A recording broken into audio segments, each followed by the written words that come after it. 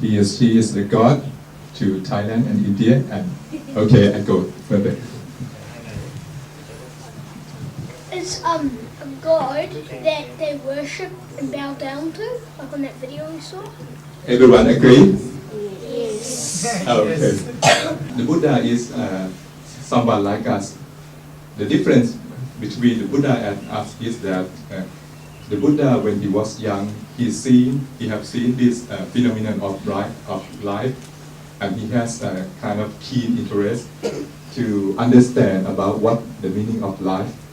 So when he was 29 years old, actually the Buddha was born in the royal family in the state of India today. The Buddha is actually Indian people, and when he was a prince, up to the age of 29, he decided he liked to spend his life to study and to make some kind of life experimentation. So he left his palace and tried from time to time to understand what is life and what is the nature of life. So we can say that the Buddha is like one scientist who like to know some truth about the nature. For example, if I hold this one and I drop it, you see, it's fall. And the law of the nature that makes this fall is the law of, Gravity. Exactly. To understand the law of the mind of the people and to see what is the true nature of mind, he spent time to time, and finally, after the 6th year of his effort, he finally discovered the truth of life and everything. He discovered that everything, including life and the mind, are subject to common 3 kinds of characteristics. Firstly, everything, including our life, is subject to the nature of impermanence. Impermanence is changing. You see the documentary a moment ago, when you was born, and then you get older. Before you are the infant, and then you become the kid, and then you become teenagers. You become the adult, you get older, you get sick, and finally you pass away. And that's again the matter of the first characteristics that the Buddha has discovered is impermanence. We all subject to impermanence. Even from moment to moment is a matter of impermanence. In the morning you wake up is another impermanence. You get breakfast and then you dress up and you go to school and you come here. It's the stream of impermanence. Okay, this is the first characteristic that the Buddha has discovered. And with this first characteristic, it's come to the second characteristic, that if everything is subject to impermanence, there is no absolute satisfaction in life. Even though you are happy, even though happiness is considered as not the true satisfaction. Why? Because it's still subject to impermanence. Okay? When you are happy, can you make sure that the happiness be with you forever? You are sure? Can you maintain your happiness forever? Yes. Can you make sure that you will not get sick someday? Sure? Yes. No, I don't think so. And you get angry somehow? Yes. Sure? You get upset somehow? Yes. Okay, that is kind of unhappiness. Our life is a matter of stream of phenomena. From the beginning of life until the death, it's just a stream of phenomena. This is what the Buddha has discovered about the characteristic of things in every kind of existence. So, what this discovery can be applied to benefit our life. The Buddha discovered further that the suffering that human beings experience is a result of the mind that is not trained properly. So we have our attitude toward things. When we are happy, we wish We want our happiness to be with us as long as possible, but it is impossible. So when our attitude is against the nature, and finally we are defeated by the nature. So in Buddhism, we try to educate ourselves, our life, our mind, to be in harmonize with the nature. So this is all what Buddhism is all about. It's a matter, it's a scientific, it's the process to develop yourself to be in harmonize with the nature. So when you understand your life perfectly, you will lead your life properly, and then it comes the true happiness. So what is the means to achieve that goal? In Buddhism, according to the Buddha, he tried to do kind of meditation. And meditation is the mean, the tool to achieve that goal. In our mind alone, we can think about impermanence. We think about everything from our brain.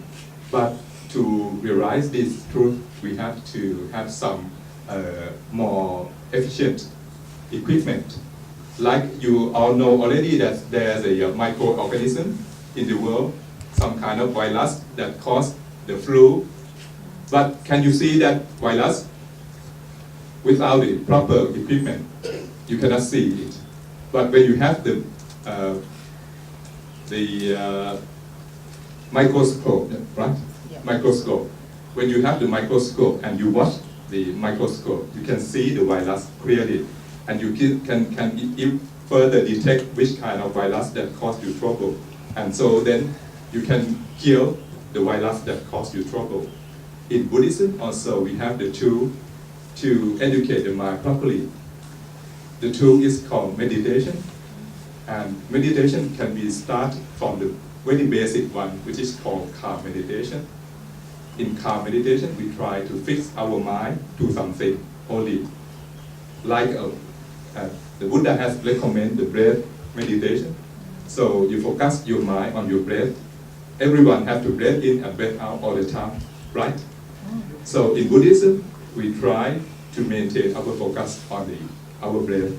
When we breathe in, we be mindful, we be aware that we are breathing in, and when we breathe out, we are mindful, we are aware that we are breathing out.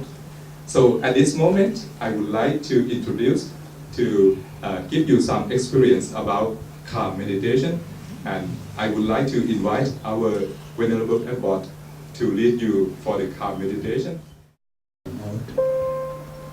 All the time, try to know all the breath in and out.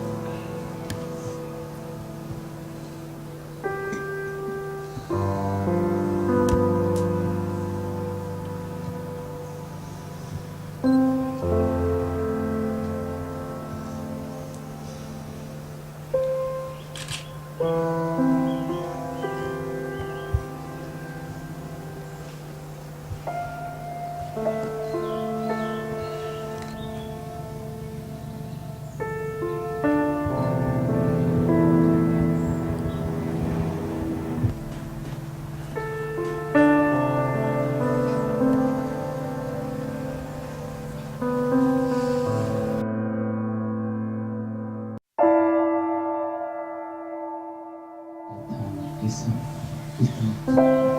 anything for your meditation.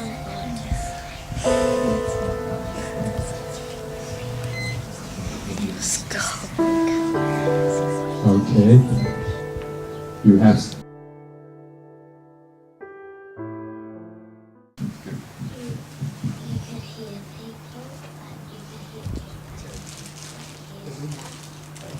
So you can hear people. Yeah.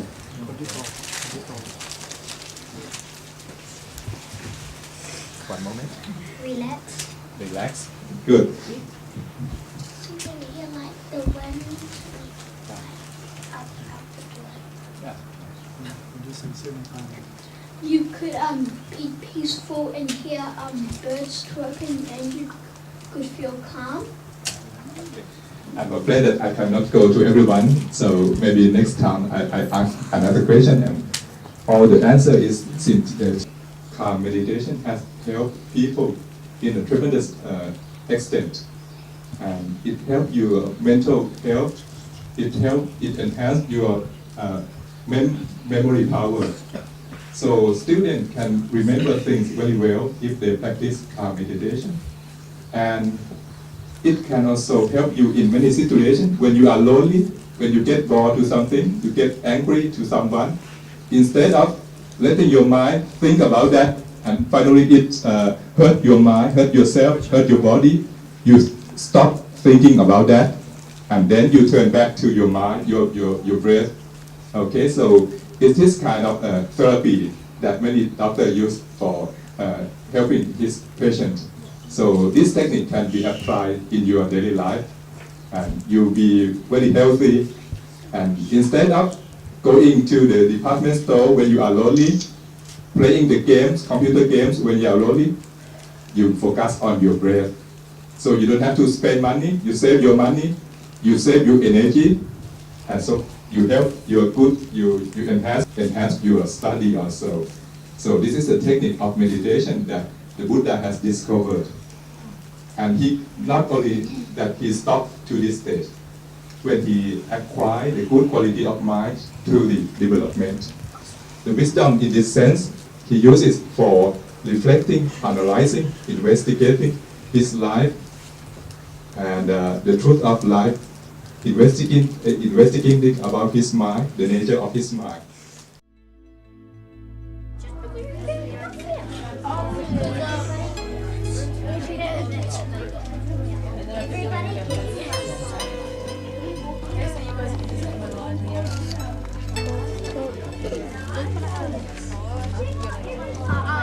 With everybody and all the parents and all the patients. Yes, yes. Good. Your class.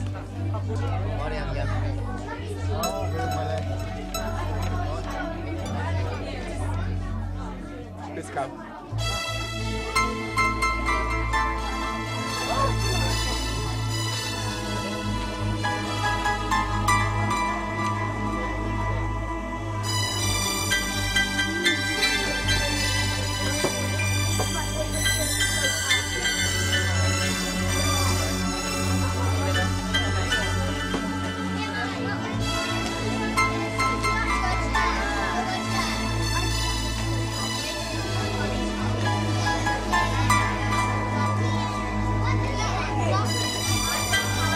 How old are you? 8 years old. And what school you from? Canada. What are you eating? A cookie. Cookies. Is that yummy? Awesome. So what's your guy name? From? I'm Joanne. Joanne. I'm Ryan. And Aaron. Okay. How old are you? 8. About? I'm 9. 9. You? 9. 9. So, do you like meditation? Yeah, sort of. So, I was hoping I wanted to go Yeah. around. Everybody was. I was thinking, oh, I'm gonna go off the ground, but. yeah.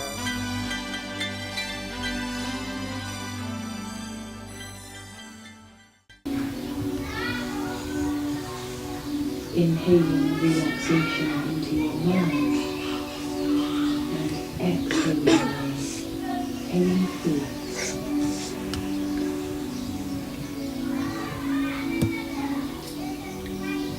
If your mind begins to wander, gently bring your attention back to your breathing.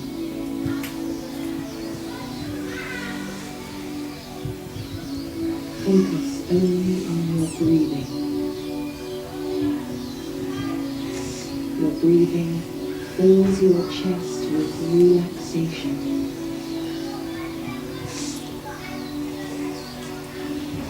Flowing out from your chest and into your spine, shoulders, and thighs. Soothing and easy on your eyes and teeth. Feel your whole torso expanding and contracting as you breathe.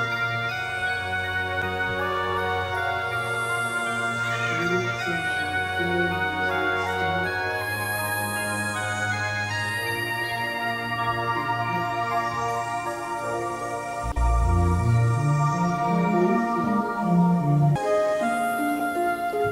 your hips, both feet. Exhale in front of you.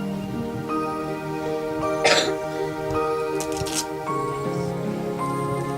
Control the nervous state. Enjoy seamlessly with one.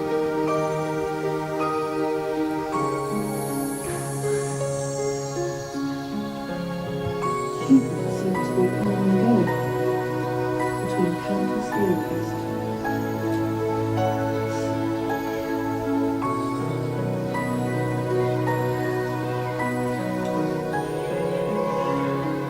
As you listen, you notice a sound bubble on the side.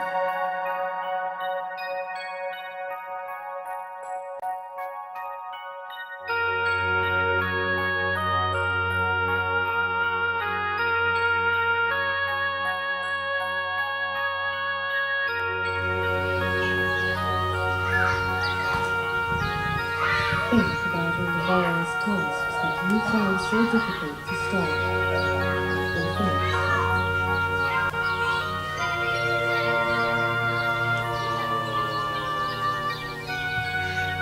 But this path will be closing soon, and it is time to leave. If you like it here, you can of course return by a warm and friendly smile.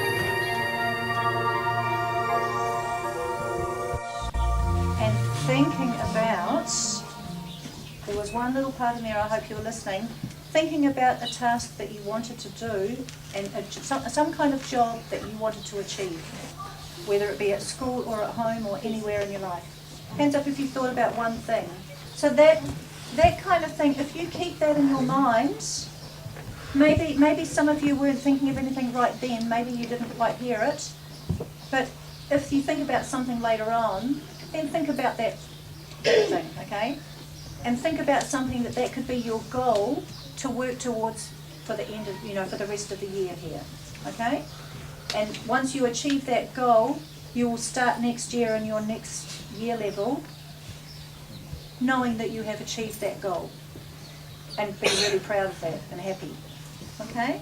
So well done, room 19 and 20. Pat yourself on the back. Excellent.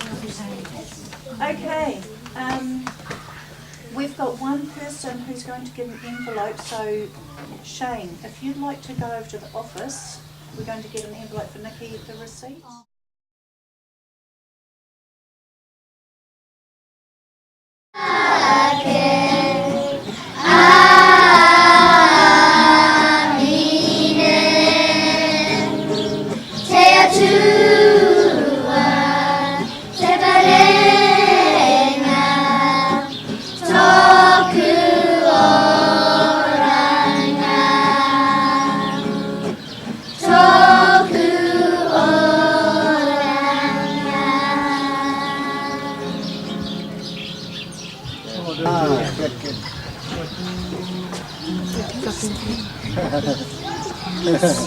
Our answers. Some people did posters and some people did PowerPoints. Yeah. So if Thomas, Daniel and Harry, can you load up your ones? And then what I thought you could do is if you want to walk around and you could have a look at the PowerPoints and you could have a look at the dioramas. The monks might have some questions that they would like to ask you. Okay? Is that okay? Yep, so PowerPoints and the dioramas. Okay? Pardon? Nice.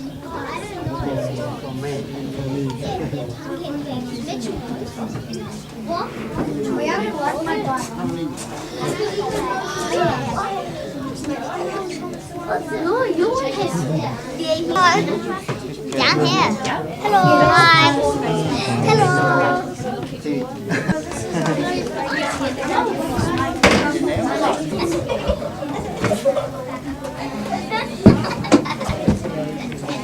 This is my one.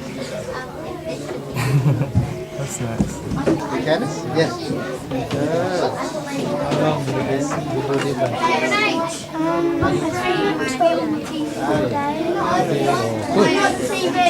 Can you get like doing something on the computer?